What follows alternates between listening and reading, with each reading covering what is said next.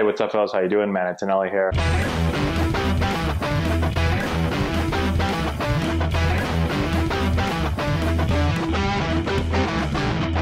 Hey, what's going on, guys? How we doing? Matt Antonelli here. So today we're going to look at Blaze Jordan. Now, I've been looking at strictly all the first round picks from a positional player standpoint, and I've gotten more requests to look at Blaze Jordan and talk about Blaze Jordan by far than any other player we've done. So I'm going to take a break for a second from the first round picks, and I'm going to look at Blaze Jordan. Went pick number 89 overall to the Boston Red Sox. DeSoto Central High School in Mississippi, 6'2", 220, absolute beast. He has been a large human for a long time. Most people know about him because, well, he's internet famous. And like I said, I've received so many questions about him. So what we're going to do, I'm going to play his swing here for a second, and then we're going to kind of look at his swing. I want to give you just my general scouting report on him, just from watching some video. I have seen him play in person. I've actually seen him, not in this exact game, but I believe this is the field that I saw him play on down in Georgia at Lake Point. I saw him play last summer, and so I'll talk a little bit about what I saw as well. So let's start playing the video here. And so I only have one swing of him. It's a little looks like a little line drive here. But if you go on YouTube, okay, which most people have, there are dozens of videos of him hitting balls 500 feet from the time he was like 3 years old, I think. Like, it's amazing how much power he has had, how much raw power he has had from such a young age.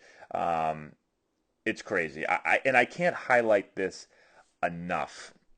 The raw power. He has an innate ability that is can't really be taught. Like, you can't teach a 13-year-old how to hit the ball 500 feet, right? Like, you've either got that or you don't got that. And Blaze Jordan has got that. He's had it for a long time. And so the question is, how much of that raw power that he displays in these home run derbies and these, in his batting practice that everyone comes out to see, how much of that is going to translate over as he becomes a professional, moves up the ladder, and then one day gets to the big leagues? That'll be the question. Um, he's probably a 1B. He's probably a first baseman at the next level. Although I was going through some of his perfect game stuff, and he did run better than I thought. He had a sub 760. It was a 6'9", I think, which is for a person his size and his position. Like, that's really good. I don't know if that was laser timed, or, I don't know if the guy was happy on the trigger of the stopwatch. I'm not sure. But I do know that scouts have said that he is deceivingly athletic. So, maybe he's one of those guys. And this happens a lot. I watch players, and sometimes you see a kid, oh, man, this kid's a big dude, 6'2", 220. Oh, he's a corner guy. Oh, he doesn't, his body doesn't look like it's like amazingly like freakish, right? He's not like, doesn't look like Bo Jackson. And so sometimes you're like, oh, he's probably not that fast. But the 60 times says he's pretty fast. And again, he's called deceivingly athletic by a lot of scouts. So, but I think either way, um, he's gonna need to hit a lot of home runs in the big leagues, right? Because he's probably gonna play first base.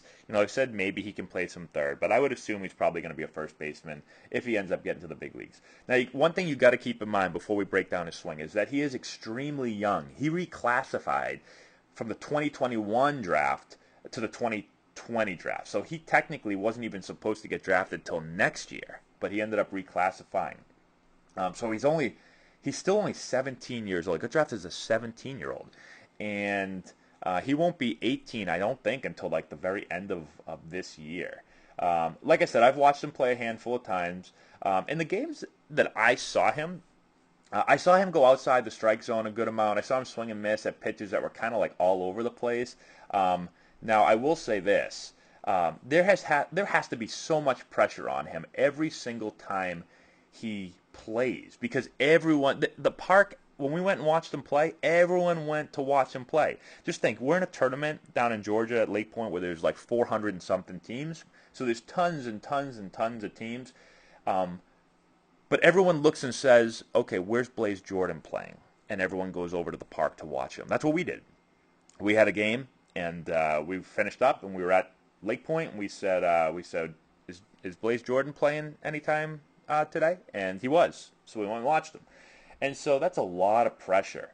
Every swing he takes, people are expecting him, waiting for him, showing up to see him hit home runs.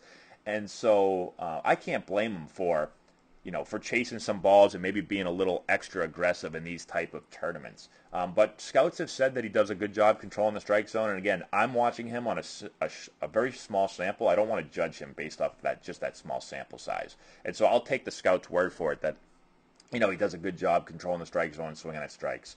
Now, I think the Red Sox feel that they can take this innate ability, this ability to create tons of bat speed, this size and strength, and they're going to be able to mold him and help him continue to learn how to hit and how to translate that power to the game.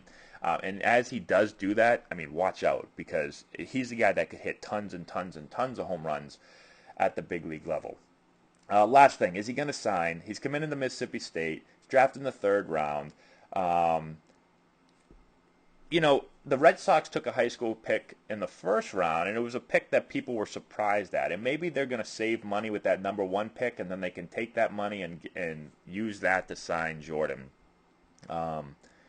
which would be, I think this is a super high upside pick, but you get him in the 3rd round. So it's, I think there's so much upside here. I think if he ends up signing with Boston, you've got to be ecstatic if you're a Red Sox fan and if you're a Red Sox, if you're within that organization.